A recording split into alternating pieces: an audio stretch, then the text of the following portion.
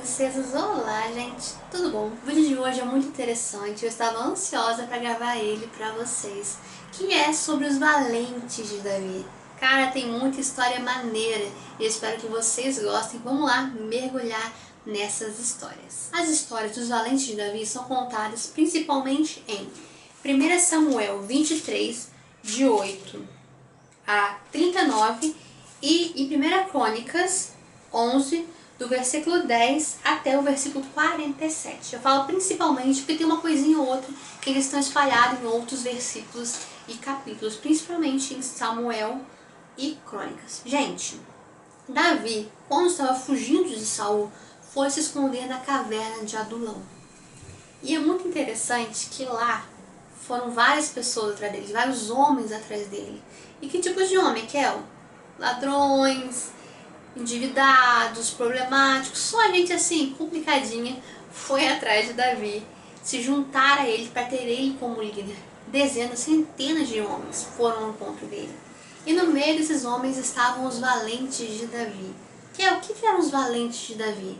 Eram homens extremamente corajosos e valorosos que fizeram feitos incríveis, que tinham uma coragem, uma valentia fora do normal. Mas antes de falar deles, eu queria falar sobre outras pessoas que se juntaram a Davi. Por exemplo, os benjamitas, tribos de Benjamim, que é até a tribo de Saul, se juntaram também vários deles com Davi. E o interessante deles é que eles usavam as duas mãos para lançar flechas e fundas, ou seja, tanto com a mão direita, tanto com a mão esquerda eles sabiam lançar flechas, sabiam usar fundas, sabiam fazer vários tipos de artifícios da guerra com as duas mãos. Isso eu achei muito maneiro.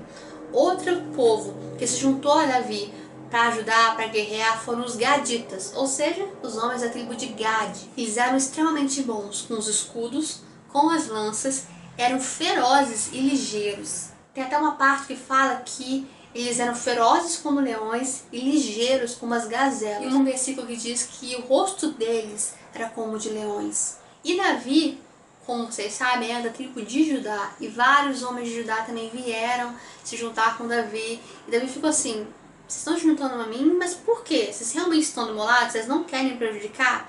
E Amassai, que é um dos líderes que veio com essa galera de Judá, falou: Davi, nós somos teus. Quando eu li esse versículo de como Amassai fala com Davi, eu achei muito forte a forma que ele realmente se entregou à causa de Davi. E Davi tinha os valentes. Quantos valentes eram? Eram 30, mas tem algumas partes da Bíblia que falam de 37, tá ok? E eles meio que se dividiam em dois grupos principais. Tinha os 30 e os 3, que eram os 3 principais valentes de Davi. Por que esse grupo dos 3? Porque eles fizeram maiores feitos do que os outros, entende? E vamos falar primeiro desses 3. O primeiro desses 3 era, deixa eu ler porque é diferente o nome, Josebe-Basebete, ou em outro trecho chama ele de Jazobeão.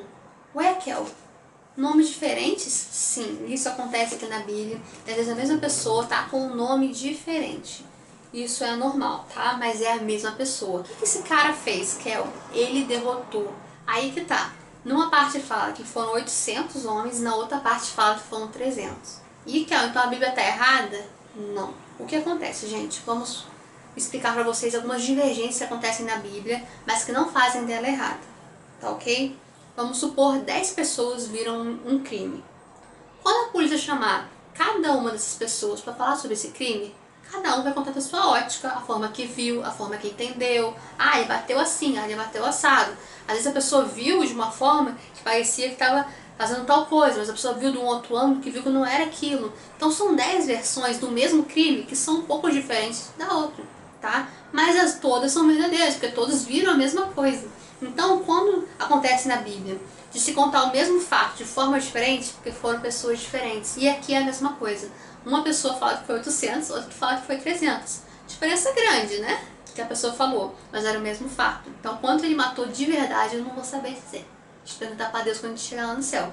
Mas ele matou centenas de homens só usando uma lança. Às vezes, num filme de ação, a gente já vê uma pessoa matando 10 pessoas e fica assim, tipo, tá.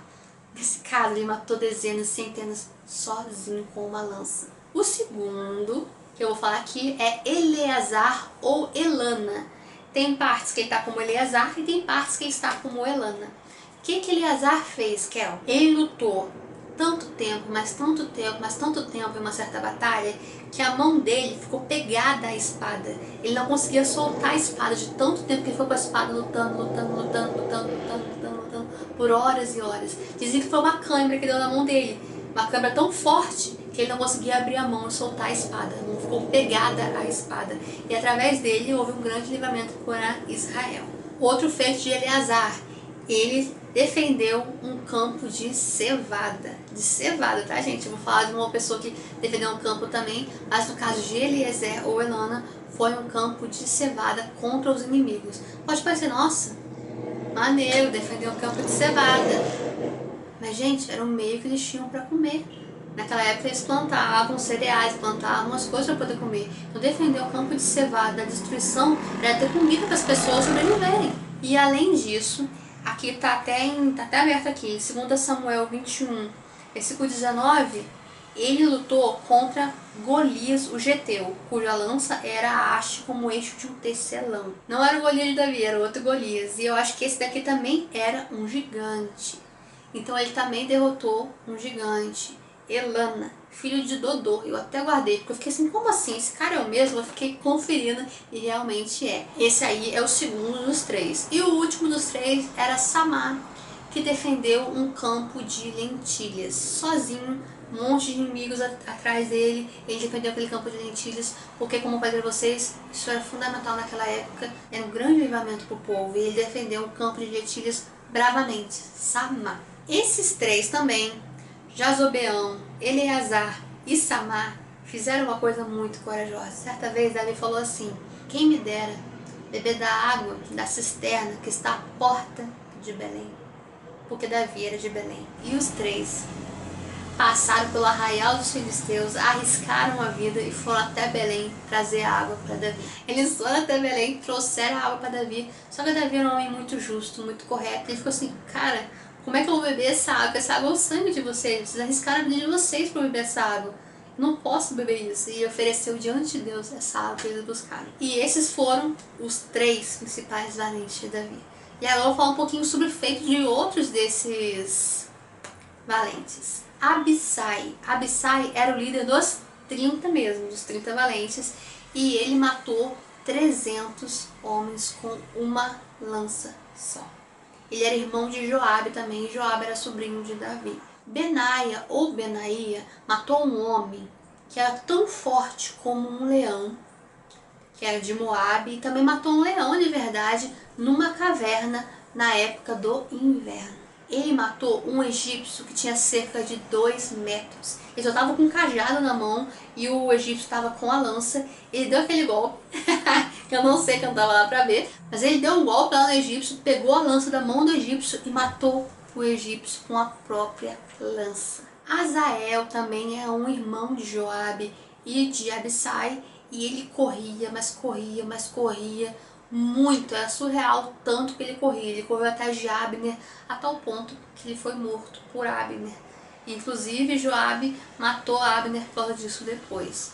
Mó treta, mó treta. A Bíblia tem várias tretinhas dessas nas histórias assim. E sabe quem era valente de Davi também? Urias, marido de Batseba.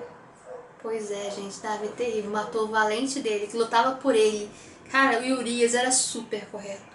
Davi chamou ele da guerra quando ele se deitou com Batseba engravidou, e falou assim: vai pra sua casa, vai descansar um pouco e tal. E ele não foi. Urias dormiu na frente do palácio junto com os soldados, que falou assim: até parece que eu vou pra minha casa, todos os meus irmãos, meus amigos lá na batalha, eu vou pra minha casa me deitar com minha mulher, eu não vou. E aí o que Davi fez? Davi embebedou Urias, pra ver se bêbado ele ia pra casa, e Urias não foi porque achava injusto. E o que Davi fez? Foi horrível. Essa parte mesmo foi muito horrível. Davi fez uma sentença falando para Joabe colocar Urias na frente da batalha, num lugar bem assim, fácil de ser morto, para ele morrer. E deu esse recado para quem, gente? Para Urias. E Urias entregou na mão de Joabe. Ele deu a sentença de morte na mão de Urias para entregar a Joabe. E Urias era um valente de Davi. E essas histórias dos valentes de Davi, dos juízes de Israel, nos mostram como é importante você ter coragem. Você tem que crer sim, crer em Deus, buscar a Deus, mas ter coragem. de lutar e de defender o que é seu, de defender o que você acha que é certo. Às vezes, por tão pouco, a gente se entrega, a gente se rende, a gente desiste. A gente tem que ser valente e lutar pelo que a gente acredita até o fim. E é esse o nosso vídeo de hoje. Eu espero que vocês tenham gostado, que vocês tenham aprendido, que vocês estudem mais, pesquisem mais sobre eles. E é isso aí. Beijo no coração, curtam, se inscrevam, compartilhem e até a próxima. Tchau, tchau!